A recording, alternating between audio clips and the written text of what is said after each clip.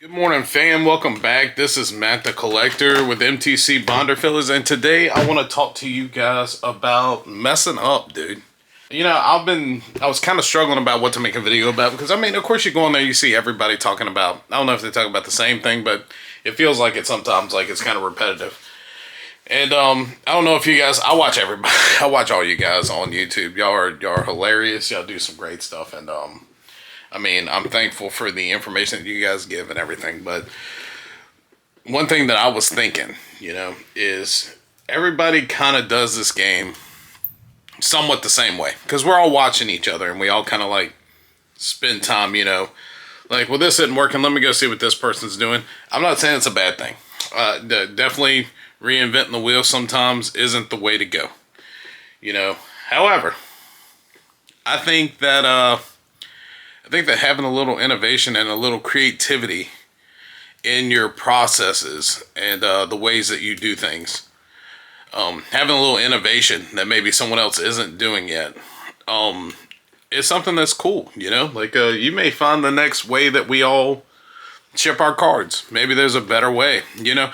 Look, I'm not, we've been beating this, and maybe that's the wrong example. We've been beating that like a dead horse. But maybe the next pricing structure, the next way that you make sure your inventory is on multiple platforms, you know? Real quick, my ETB wall is about to ETB right on top of me, I think. Just a random thing, you know, I was scared. I think we're okay. I don't think it's gonna fall on me today. You know what? Real quick, I can fix this. Okay.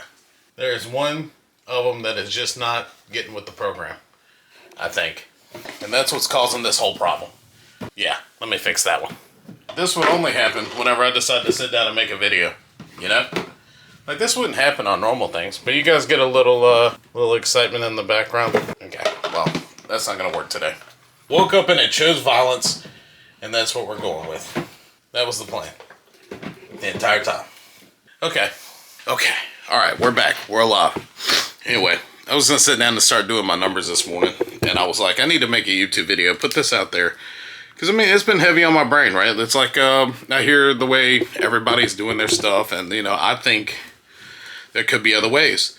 Now, are they the right ways? I have no idea. They might not be, you know? I could just be messing this completely up.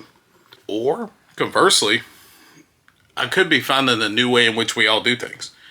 You know, so I'm not afraid to sometimes run out and by the seat of my pants and see if I get, you know, punished for trying something new.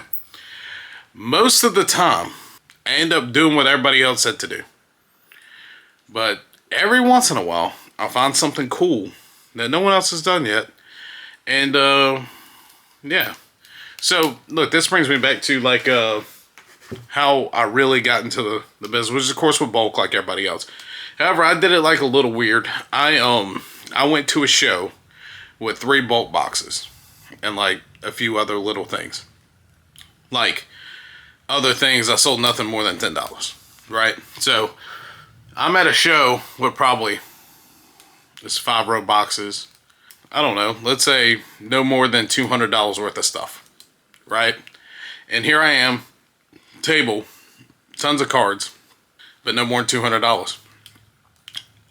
That show was great. I paid off the table with 10-cent cards is what I was selling. I was selling bulk boxes, and every card was 10 cents. What could have been in the box? Anything up to 25 cents. So, I mean, some people were just like finding cool cards. I had someone sit there for 6 hours and dig through the boxes and walk away spending like $30 because they found that many cards, you know? Look, I'm not doing quick math. We'll talk about it later. So, yeah, so I mean, that I then was able to turn into the profit from there into more cards. So by the second day of the show, I now had a binder of cards that were up to $90, I think. Yeah. Yeah, I had made enough money in that first day to swap and get bigger cards. I walked away breaking even, but had more stuff, right? Which is, I think, if you go to a show and you do a show, that's the entire thing. I've done 2 shows now, so by no means am I a show expert. But at both shows, I made no money, but left with way more stuff to sell. There's not a sourcing opportunity that I have found that is better than doing a show. Unless you can find, some people lacking online, but you don't want to do too much craziness. I mean, if someone offers a price and they sell for that price, then I mean, that's their price. But I'm just too good of a person at heart sometimes, So, and a lot of people are ready to offload some stuff at shows just because. Or they like you because of the way you talk to them and they'll just give you stuff. I got a few friends who will just give me cards from time to time. And I'm very thankful. They're well off. They don't need the cards. They just like ripping packs. Sounds great to me. So in which case I'll turn a free card into free card into 20 cents. We're up from there. Yeah, I mean, basically, I guess the moral of the entire thing is just go be weird, dude. Like, go do something different, Stop. I know everybody's got, this is a tried and true way. Okay, we got that. We got the slate. We got it laid down. We know what's happening. Go try something else. See if this is different than that. I mean, long-term goal, I kind of would like to have almost like a card warehouse kind of thing. So let's go all the way back. So how did I even get in the hobby? I was a kid. We didn't have a lot of money. I would get like a pack or two on Saturdays when I went to Books A Million and got my face stomped in by the older kids when I was trying to play. Anyway, collected for a couple years, got the collection stolen, dropped the hobby.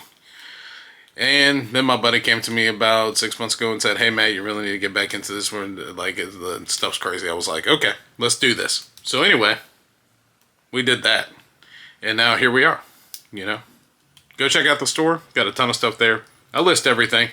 I don't know what someone needs. I believe big in master setting. So I try to have everything in case you need that one little card that you can't find anywhere because no one's stocking it because it's not worth a certain amount. But hey, y'all check it out. Holler at me with suggestions. Give me some questions. I probably don't know the answer, but we could talk about it. And yeah, thank you guys. Bye-bye.